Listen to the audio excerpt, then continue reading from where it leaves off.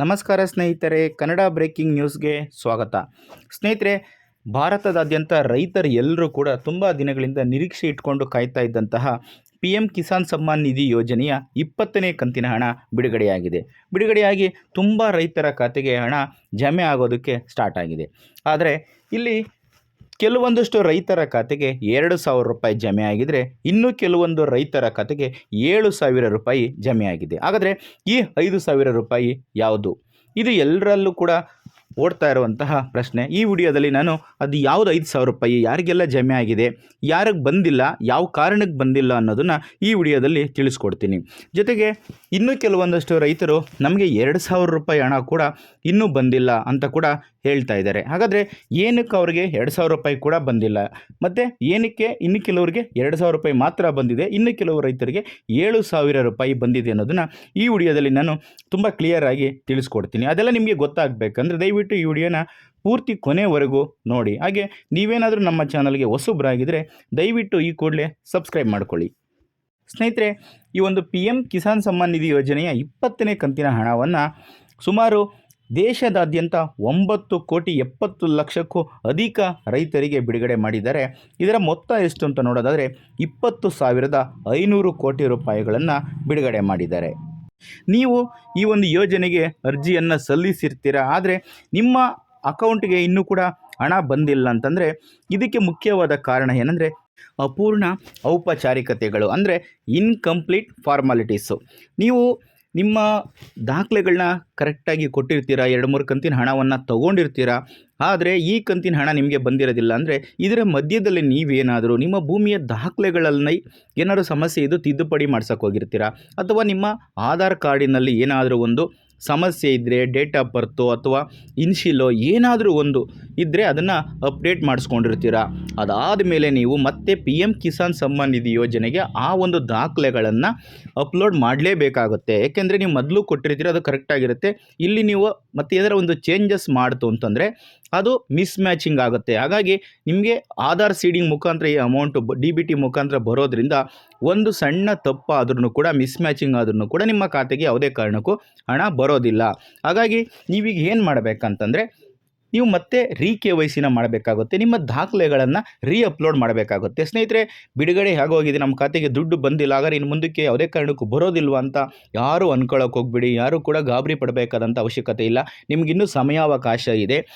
ಎಷ್ಟು ಜನ ರೈತರು ಅರ್ಜಿ ಹಾಕಿದ್ದೀರಾ, ಅವ್ರಿಗೆ ಅಂತ ಹಣನ ಬಿಡುಗಡೆ ಮಾಡಿದಾರೋ ಅದು ಅವರ ಖಾತೆಗೆ ಬಂದೇ ಬರುತ್ತೆ. ಆದರೆ ನಿಮ್ಮಲ್ಲಿ ಏನಾದರೂ ಸಣ್ಣ ಪುಟ್ಟ ತಪ್ಪುಗಳಾಗಿದ್ದರೆ, ನಿಮ್ಮ ದಾಖಲೆಗಳಲ್ಲಿ ಏನಾದರೂ ಅಪ್ಲೋಡ್ ಮಾಡುವಾಗ ಮಿಸ್ಟೇಕ್ ಆಗಿದ್ದರೆ ನೀವು ಅದನ್ನು ತಿಳ್ಕೊಂಡು ಅದನ್ನು ಅಪ್ಲೋಡ್ ಮಾಡಿ ಸರಿ ಮಾಡ್ಕೊಂತು ಅಂತಂದರೆ ಖಂಡಿತ ನಿಮ್ಮ ಖಾತೆಗೆ ಹಣ ಬಂದೇ ಬರುತ್ತೆ. ನೀವು ಇಲ್ಲಿ PM ಕಿಸಾನ್ ನಿಧಿ ಯೋಜನೆಗೆ ಸಂಬಂಧಪಟ್ಟಂಥ ಹೆಲ್ಪ್ಲೈನ್ ನಂಬರ್ಗೆ ಕರೆ ಮಾಡೋದ್ರ ಮುಖಾಂತರ ನೀವು ಏನು ತಪ್ಪಾಗಿದೆ ಅನ್ನೋದನ್ನು ತಿಳ್ಕೊಂಡು ಅದನ್ನು ಸರಿ ಮಾಡಿಕೊಂಡು ದಾಖಲೆಗಳನ್ನ ಸರಿಯಾದ ರೀತಿಯಲ್ಲಿ ಅಪ್ಲೋಡ್ ಮಾಡಿ ಮತ್ತು KYCಯನ್ನು ಕಂಪ್ಲೀಟ್ ಮಾಡಿದ್ರೆ ನಿಮ್ಮ ಖಾತೆಗೆ ಖಂಡಿತ ಹಣ ಬಂದೇ ಬರುತ್ತೆ. ಮುಖ್ಯವಾಗಿ ನಿಮಗೆ ಈ ಒಂದು 3 ಕಾರಣಗಳಿಗೆ ನಿಮ್ಮ ಖಾತೆಗೆ ಹಣ ಬರೋದಕ್ಕೆ ನಿಧಾನ ಆಗುತ್ತೆ. ನೀವು ಅದನ್ನು ಕಂಪ್ಲೀಟ್ ಮಾಡೋವರೆಗೂ ಕೂಡ ನಿಮ್ಮ ಖಾತೆಗೆ ಹಣ ಜಮೆ ಆಗೋದೇ ಇಲ್ಲ.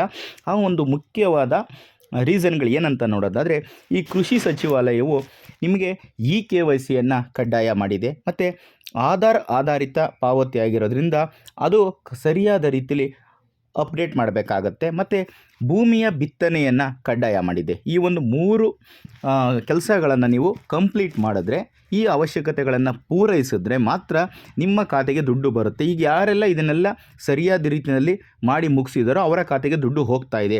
ನೀವೇನಾದರೂ ಇದನ್ನು ಸರಿಯಾದ ರೀತಿಯಲ್ಲಿ ಮಾಡಿಲ್ಲ ಅಂದರೆ KYC ಮತ್ತು ಆಧಾರ್ ಆಧಾರಿತ ಪಾವತಿ ಇದು ಮತ್ತು ಭೂಮಿಯ ಬಿತ್ತನೆ ಇವಿಷ್ಟನ್ನು ಕೂಡ ನೀವು ದಾಖಲೆಗಳನ್ನು ವಿವರಗಳನ್ನು ಸರಿಯಾದ ರೀತಿಯಲ್ಲಿ ಅಪ್ಲೋಡ್ ಮಾಡಿದ್ರೆ ತಕ್ಷಣವೇ ನಿಮ್ಮ ಖಾತೆಗೂ ಕೂಡ ಹಣ ಬರೋದಕ್ಕೆ ಶುರುವಾಗುತ್ತೆ. ಹಾಗಾಗಿ ನೀವು ಯಾರೆಲ್ಲ ನಿಮಗೆ ದುಡ್ಡು ಬಂದಿಲ್ವೋ, ನೀವು ಇಲ್ಲಿ ನಾನು ನಂಬರ್ ಕೊಟ್ಟಿರ್ತೀನಿ, ಆ ನಂಬರ್ಗೆ ಕರೆ ಮಾಡೋದ್ರ ಮುಖಾಂತರ ಏನು ಸಮಸ್ಯೆ ಆಗಿದೆ ಅನ್ನೋದನ್ನು ತಿಳ್ಕೊಂಡು ಅಥವಾ ನೀವು ಮೇಲ್ ಮಾಡ್ಬೋದು. ಮೇಲ್ ನಂಬರ್ ಕೂಡ ನಾನು ಇಲ್ಲಿ ಕೊಟ್ಟಿರ್ತೀನಿ. ತಿಳ್ಕೊಂಡು ನೀವು ದೂರನ್ನು ಕೊಟ್ಬಿಟ್ಟು ನೀವು ಸಮಸ್ಯೆಯನ್ನು ತಿಳ್ಕೊಂಡು ಅದನ್ನು ಸಾಲ್ವ್ ಮಾಡಿಕೊಂಡ್ರೆ ನಿಮ್ಮ ಖಾತೆಗೆ ದುಡ್ಡು ಬಂದೇ ಬರುತ್ತೆ. ಹಾಗೆ ಇನ್ನೊಂದು ಮುಖ್ಯವಾದ ಮಾಹಿತಿ ಏನಂದರೆ, ಯಾವ ಯಾವ ರೈತರ ಖಾತೆಗೆ 7,000 ರೂಪಾಯಿ ಬಂದಿದೆ ಅನ್ನೋದು ತುಂಬಾ ಮುಖ್ಯ. ಹೌದು ಸ್ನೇಹಿತರೆ, ಕೆಲವೊಂದಷ್ಟು ರೈತರ ಖಾತೆಗೆ 7,000 ರೂಪಾಯಿ ಪಿ ಎಮ್ ಕಿಸಾನ್ ಸಮ್ಮಾನ್ ನಿಧಿ ಯೋಜನೆ ಹಣವನ್ನು ಏನು ಬಿಡುಗಡೆ ಮಾಡಿದ್ರೋ ಆ ದಿನದಂದೇ 7,000 ರೂಪಾಯಿ ಬಂದಿದೆ. ಕೆಲವರು ಅನ್ಕೋತಾ ಇದ್ದಾರೆ ನಮಗೆ ಬಂದಿರೋದು 2,000 ರೂಪಾಯಿ ಮಾತ್ರ, ಅದೇನಕ್ಕೆ ಬೇರೆಯವ್ರಿಗೆ 7,000 ರೂಪಾಯಿ ಹೋಗಿದೆ, ಯಾಕೆ ಅವ್ರಿಗೆ 7,000 ಹೋಯಿತು, ನಮಗೆ ಯಾಕೆ 2,000 ಮಾತ್ರ ಬಂದಿದೆ ಅಂತ.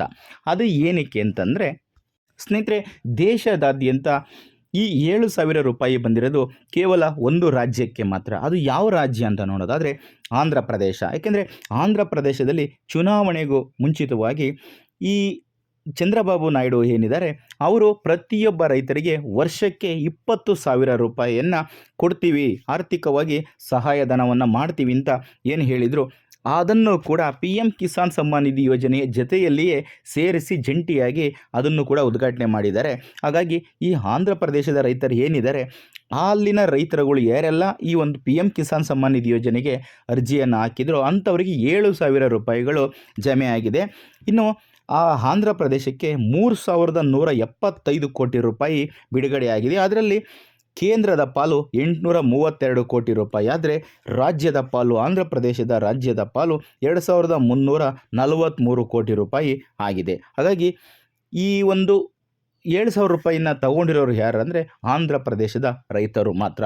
ಈ ಒಂದು ಮಾಹಿತಿಗಳು ಸರಿಯಾಗಿ ಗೊತ್ತಿಲ್ಲದೆ ತುಂಬ ಜನ ತುಂಬ ಕನ್ಫ್ಯೂಷನ್ನಲ್ಲಿ ಇದ್ದರು. ಹಾಗಾಗಿ ಬೇರೆ ಯಾವುದೇ ರೈತರು ಕೂಡ ಇದ್ರ ಬಗ್ಗೆ ತಮ್ಮಲ್ಲಿರುವಂತಹ ಒಂದು ಕನ್ಫ್ಯೂಷನನ್ನು ತೆಗೆದಾಕಬೇಕು. ಆಂಧ್ರ ಪ್ರದೇಶದ ರೈತರ ಖಾತೆಗಳಿಗೆ 7,000 ರೂಪಾಯಿ ಬಂದಿದೆ. ಆಂಧ್ರ ಪ್ರದೇಶದ ರಾಜ್ಯ ಸರ್ಕಾರ ವಾರ್ಷಿಕವಾಗಿ 20,000 ರೂಪಾಯಿಯನ್ನು ರೈತರಿಗೆ, ಅಲ್ಲಿನ ರೈತರಿಗೆ ಮಾತ್ರ ಕೊಡ್ತಾ ಇದೆ. ಮೊದಲ 2 ಕಂತುಗಳಲ್ಲಿ 7,000 ರೂಪಾಯಿನಂತೆ ಕೊಡ್ತಾರೆ, 3ನೇ ಕಂತನ್ನು 6,000 ರೂಪಾಯಿ ಕೊಡ್ತಾರೆ. ಹಾಗಾಗಿ ಆ ರೈತರುಗಳ ಖಾತೆಗೆ ಹಣ ಬರಬೇಕಾದ್ರೆ ಅದು ಪಿ ಎಮ್ ಕಿಸಾನ್ ಸಮ್ಮಾನ್ ನಿಧಿ ಯೋಜನೆಯ ಜೊತೆಯಲ್ಲಿಯೇ ಹೋಗೋದ್ರಿಂದ ಅವರು ವಾರ್ಷಿಕವಾಗಿ ಮೊದಲ 2 ಕಂತುಗಳಲ್ಲಿ 7,000 ರೂಪಾಯಿ ತಗೋತಾರೆ. ಸೊ ಇನ್ನೊಂದು ಕಂತನ್ನು 6,000 ರೂಪಾಯಿನಲ್ಲಿ ತಗೋತಾರೆ. ಹಾಗಾಗಿ ಪಿ ಎಮ್ ಕಿಸಾನ್ ಸಮ್ಮಾನ್ ನಿಧಿ ಯೋಜನೆಯಿಂದ 6,000 ರೂಪಾಯಿ ಸಿಕ್ಕಿದ್ರೆ ಇನ್ನು ಅವರ ರಾಜ್ಯ ಸರ್ಕಾರದಿಂದ 14,000 ರೂಪಾಯಿ ಸಿಗುತ್ತೆ. ಒಟ್ಟಾರೆಯಾಗಿ 20,000 ರೂಪಾಯಿ ಆಗುತ್ತೆ. ಹಾಗಾಗಿ ಈ ಒಂದು ಯೋಜನೆಯ ಹಣ ಏನಿದೆ ಅದು ಆಂಧ್ರ ಪ್ರದೇಶದ ರೈತರಿಗೆ ಮಾತ್ರ ಸಿಗುತ್ತೆ. ಇನ್ನು ಭಾರತದಾದ್ಯಂತ ಉಳಿದ ಎಲ್ಲ ರೈತರಿಗೂ ಕೂಡ ವಾರ್ಷಿಕವಾಗಿ 6,000, ಒಂದು ಕಂತಿಗೆ 2,000 ಮಾತ್ರ ಸಿಗುತ್ತೆ. ಇಷ್ಟು ಸ್ನೇಹಿತರೆ ಪಿ ಎಮ್ ಕಿಸಾನ್ ನಿಧಿ ಸಮ್ಮಾನ್ ನಿಧಿ ಯೋಜನೆಗೆ ಸಂಬಂಧಪಟ್ಟಂಥ ಮಾಹಿತಿ ಮತ್ತು ನಿಮಗೆ ಇದ್ದಂಥ ಕೆಲವೊಂದಷ್ಟು ಕನ್ಫ್ಯೂಷನ್ಗಳು. ಸ್ನೇಹಿತರೆ, ಈ ಮಾಹಿತಿ ನಿಮಗೆ ಇಷ್ಟ ಆಗಿದ್ದರೆ ಈ ವಿಡಿಯೋಗೆ ಒಂದು ಲೈಕ್ ಕೊಡಿ. ಹಾಗೆ ಈ ವಿಡಿಯೋನ ಹೆಚ್ಚು ಶೇರ್ ಮಾಡೋದನ್ನು ಯಾವುದೇ ಕಾರಣಕ್ಕೂ ಮರಿಬೇಡಿ. ಮತ್ತೊಂದು ಮಾಹಿತಿಯೊಂದಿಗೆ ಮತ್ತೊಂದು ವಿಡಿಯೋದಲ್ಲಿ ಸಿಗ್ತೀನಿ. ಅಲ್ಲಿಯವರೆಗೂ ಕೂಡ ಎಲ್ಲರೂ ತಪ್ಪದೇ ಈ ವಿಡಿಯೋನ ನೋಡ್ತಾ ಇರಿ. ಎಲ್ರಿಗೂ ಕೂಡ ಒಳ್ಳೆಯದಾಗಲಿ. ಧನ್ಯವಾದಗಳು.